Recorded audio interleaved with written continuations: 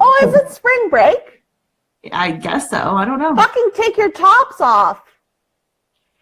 Yeah, let's do Spring break! Let's go get loaded in like somewhere in Florida or something. What do Canadians do during spring break? We, nothing.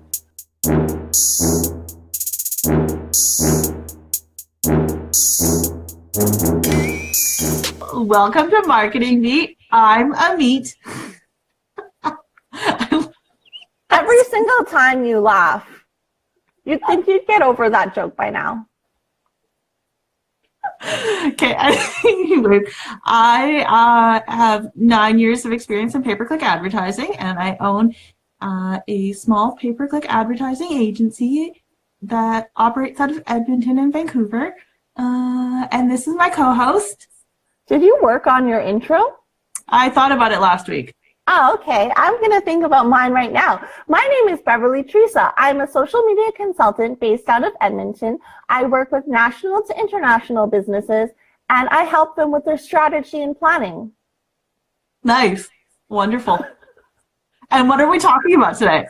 Today, we're going to talk about how to turn your followers into customers, because you can have 1 million followers, but it doesn't actually matter unless it can convert into customers. Very true. So let's get started. How do you actually do that? So real talk, first of all. Again, like I said, would you rather have 100,000 followers that don't engage with you, that are fake, maybe they're based overseas and they don't even speak English? Oh, that's racist. Is that racist? No, if they're from other countries, no. Yeah. Okay, that's what I meant. Or would you rather have 1,000 followers who are engaged with you, who actually care about your product, care about what you have to say, and can actually purchase your product or your service? I would rather have 1,000 personally, or even 100 of those people versus 100,000 fake followers. Fair. So how exactly do you convert them then? Okay, so first we have to look at what they're called leading indicators, but without actually tying them to a purpose, they're just vanity metrics. So like social media people will be like, oh, let's get all the engagement, but that's cool. Someone engaged on one of your pieces or one of your posts, but why does that matter? Are they going to actually turn into a customer? So things like shares, likes, comments, impressions, clicks, follow, reach, and everything like that are totally vanity until you can tie them into some sort of purpose, like if that share turns into a conversion, or if that share turns into someone buying your product. If they don't want your product yet, it's up to you to create that desire for them. So, and also, like, this isn't going to save you. Like, if your product still sucks, you're still going to suck. Like, no one's going to buy your product if it still sucks. Like, you can have all the followers that are qualified, but if your product is a piece of shit, it doesn't matter. So it's essentially following like the buyer's journey in a sense. Yeah. And making sure that, like, okay, they like our picture. That means that, like, they're more likely to buy it, instead of, oh, they just liked our picture because they're scrolling through their feed and like each picture type thing. And then how do those metrics tie back to your overall business objectives? And so just knowing how they relate basically to tracking conversions, sales, or leads.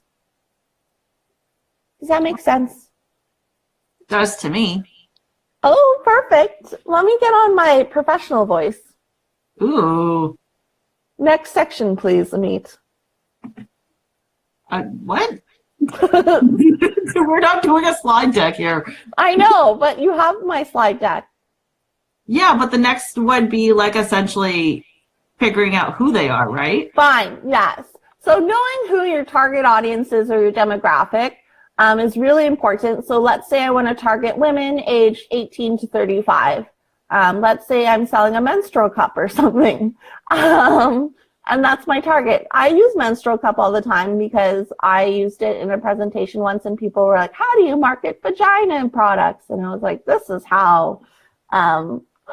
So knowing your target demographics and your target audience, but what's more important is knowing your ideal client. So the person who's most likely to convert.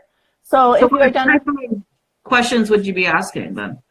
You can ask them, do they watch TV? What do they watch on TV? What education do they have? Where do they shop? Do they shop online? If so, if they're shopping online, what are they, like, what sites are they shopping off of? What brands do they regularly buy or use? Where do they live? What education do they have? So basically, it's called customer discovery, right? Amaya, who's in chat right now, will know customer discovery. Amaya. But Amaya. Amaya. I actually call her whatever I want. We had this discussion.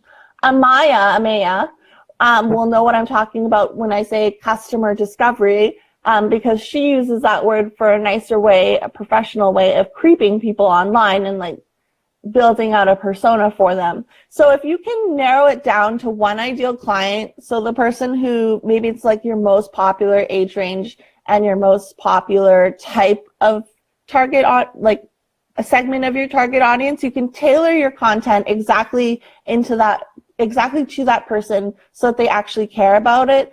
And basically anything you do with your business online is somehow tied back to that one ideal client or 2 or 3 ideal clients. Okay. Yeah. And then, yeah, just make sure that you're tailoring everything. So be a tailorer. Okay. Right? Tailorer of your content. Yeah, it's funny. People laughed when I said that. No. Okay, whatever. And so one of the more important tactics I like to think is pushing people to your website. Even if, like, especially if you have an e-commerce site, and then, like, if you have an e-commerce website, this is probably going to be most used to you. If you don't, then whatever, listen anyway, because this will probably tie back to your business anyway. Making sure that your website is customer focused. So having a really quick load speed, so it doesn't take 10 years to load your website, making sure it's user friendly. And if you want to test the user friendliness of your website, have someone who's not super internet savvy, ask them to find, like, let's say you want to buy a black t-shirt. So ask them to go on your website and add a black t-shirt to your cart. Or let's say you want to contact me for social media strategy and planning. And then just like stand behind them and watch their journey of how they're using your website. And then you'll see like, okay, like my website is fully functional and it's easy for someone to find it. But if they're having trouble finding that information or adding that black t-shirt, then maybe it's worth taking a look at the path that you're taking them when they land on your website. And also keeping your website updated, because no one wants to read a blog post from 2014 when it's 2019.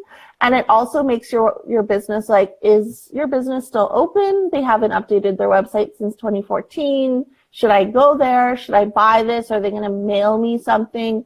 And then Ameet knows this, like how tracking is super important. She actually implemented tracking on my website, which I'm so thankful for. Thank you. And so like the Facebook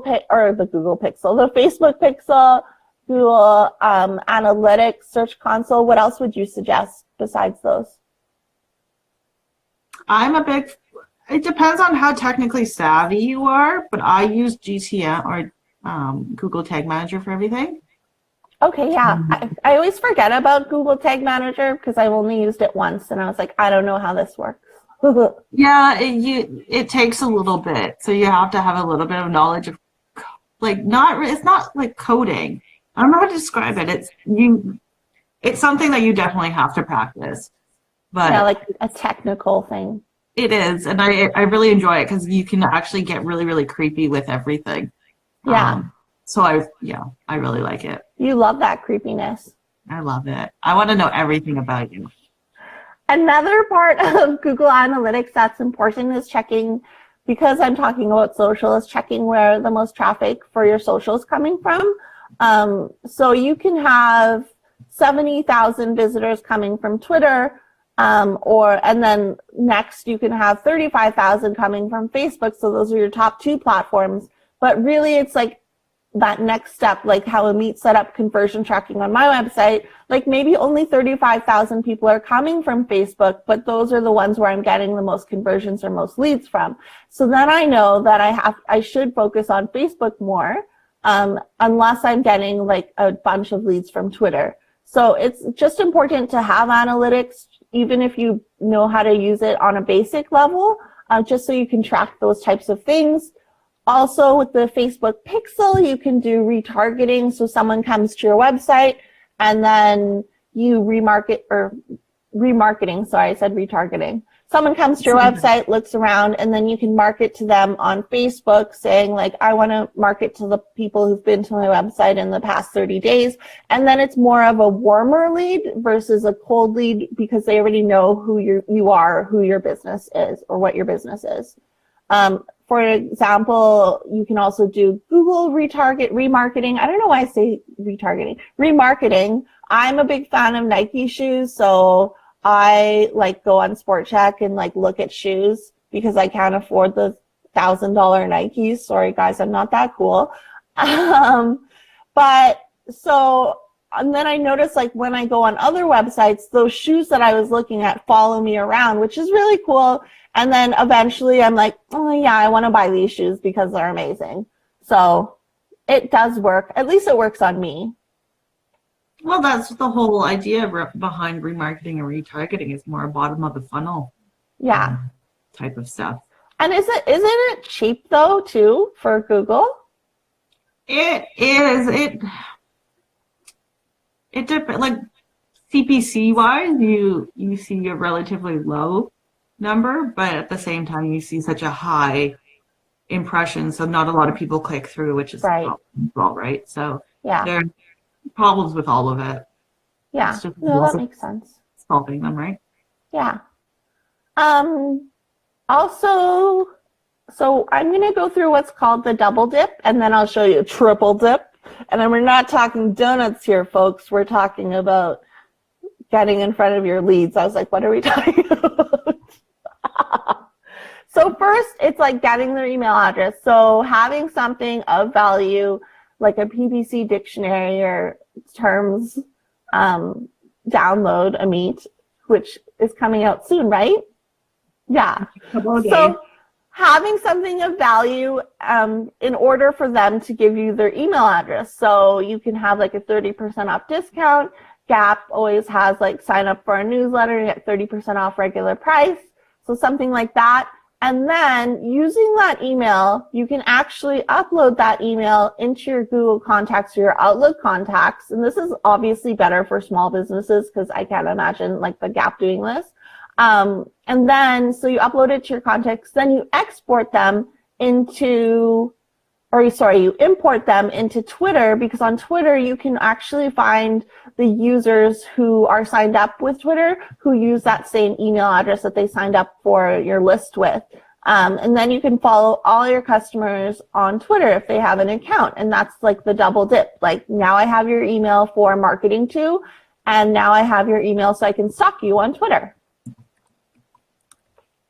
Right? That's good. That's double actually dip. kind of cool, actually. I never really thought about that. Yeah.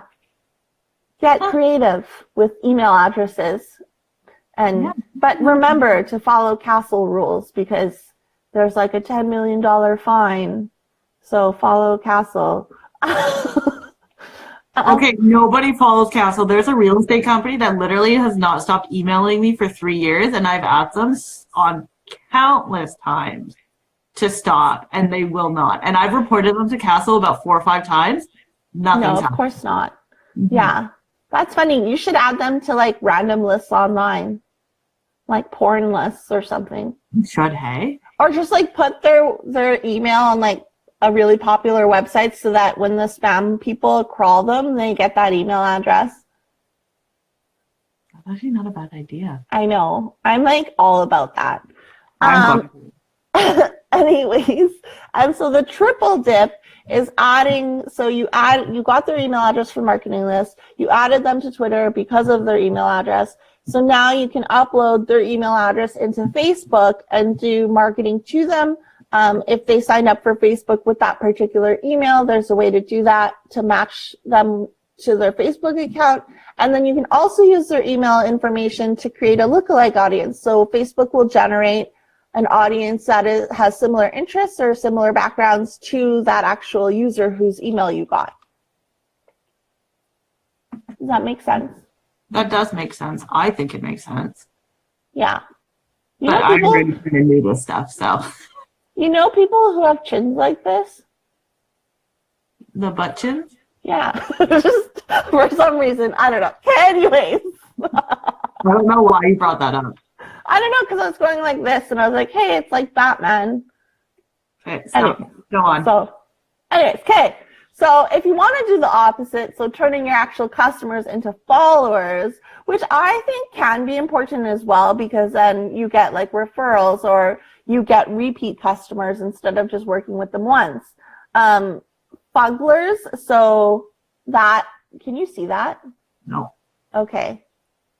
That's fine. It's not important. Fugglers is this toy company, and they have really, really great marketing. When you buy one of the toys, it gives you a little slip like this. And then they're like, register your Fuggler online. So then you go there, you register your Fuggler, but really it's just adding you to an email list. So then they get their email address. They can double, triple dip if they wanted to, because they have that information.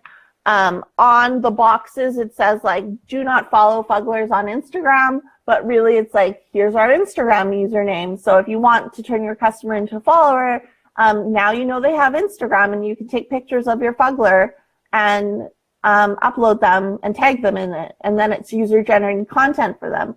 Lots of stores, or if you order things online even, will have follow us on Instagram, or thanks for your purchase, check us out online, or share your photo of your purchase online, and that turns those customers into followers as well. And there's like lots of things, like if you order a subscription box, or even if you order something that comes in a box, sometimes they'll have codes for like your Snap tag code, and you can just scan that, and then it will follow, or sorry, not Snap tag, Instagram name tag. I'm like on Snapchat.